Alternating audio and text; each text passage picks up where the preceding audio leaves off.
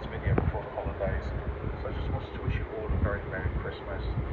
I hope you all have a great day, eat too much, and fall asleep with us some terrible television. You guys rock and deserve the best time. I'll try to fit in one more video in 2025, but if I don't, I'll make sure I write a message wishing you all a happy new year. Anyway, on with the video.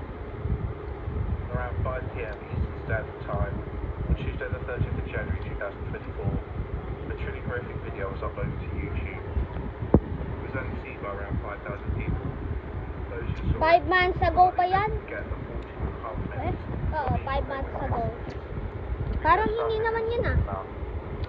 Okay, ayan. Ay, hinarangan. Holy shit. Shot dead and then decapitated.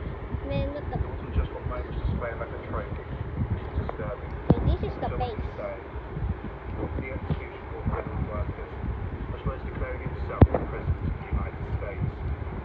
This is the story of a leech, a man who smashed mothers, felt attached to everything, the deranged or remorseless killer, who ended the life of one of the closest to him. Huwag mong harangan. Yeah. Not crying. Well, team of us.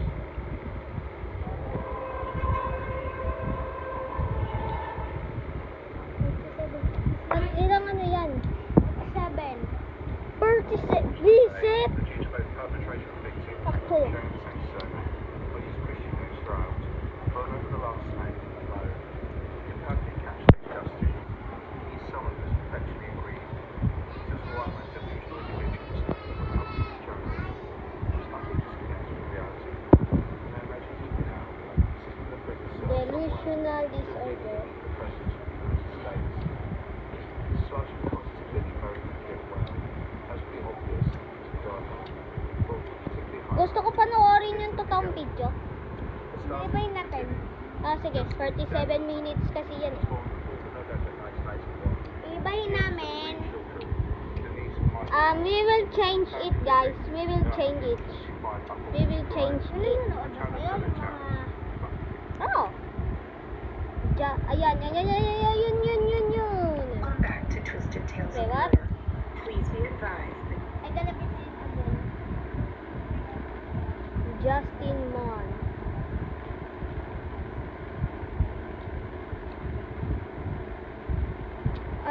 Justin, go.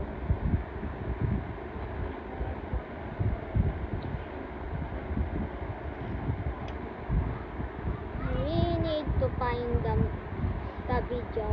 Wala.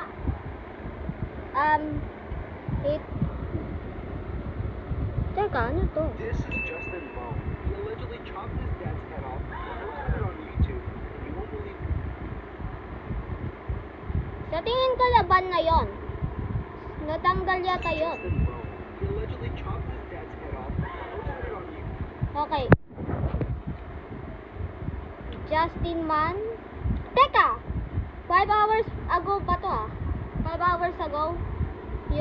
Yung araw na parang 2024 pa yata yan eh. Ano panoorin natin? Sige, panoorin natin. Nasaan yun? Ayun, full video. Full video. Already now, Justin Man body. Father.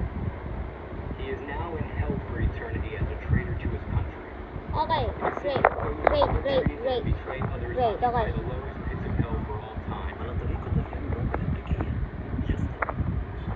Don't mind the language. I don't understand that. I can understand that. Inugutan ng... Nakakatakot yan. Ito din naman. Okay, wait. Mag-document pa tayo. Maghanap pa tayo ng ano. I mean, let's investigate.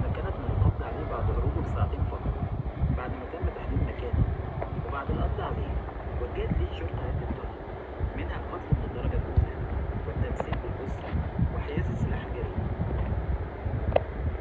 ولحد هنا كان الفيديو خلص إلى اللقاء فيديو جديد وخبر جديد.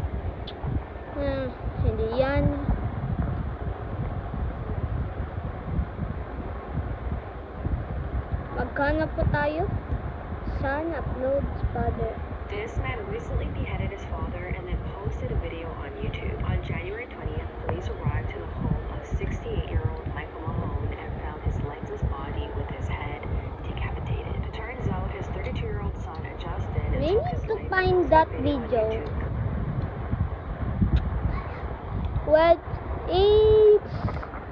it's 14 minutes long. Okay, that will be an evidence. Bakit? Ha, hindi! Kaya naman pala eh. Hindi yata to. Hindi yata yan.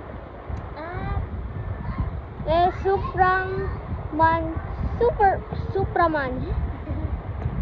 Pero kay, basta. O sa contact, na.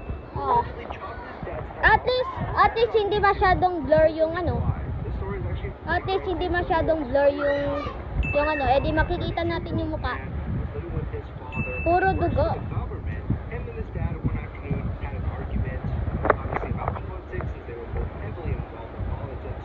One working for the government, which was the father. So after their argument, Justin decided to grab a knife and go after his father, Michael, where he decapitated his head.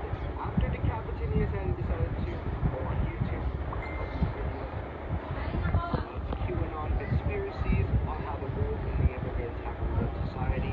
He also explained how he could be the second Messiah coming to Earth. After the video being online for about 5 hours, YouTube finally took action and deleted the video before it showed. This Holy. allegedly chopped his dad's head off. Posted it on YouTube. You won't believe why. The story is actually My name is Justin Moe, son of Cameron, a crime that stunned the nation. In January 2024, Michael Moe was found murdered in his Pennsylvania home. Okay, January 2022. His son, Sabi ko sa iyo, 2024 pa yan eh. Huwag ka na mag-English. Okay, na-document ko na yung ano. 7 minutes yung video. 7 minutes yung video. Oh, grabe naman yun. 7 minutes yung video. What the hell? 7 minutes yung video. Nasa TikTok na ulit.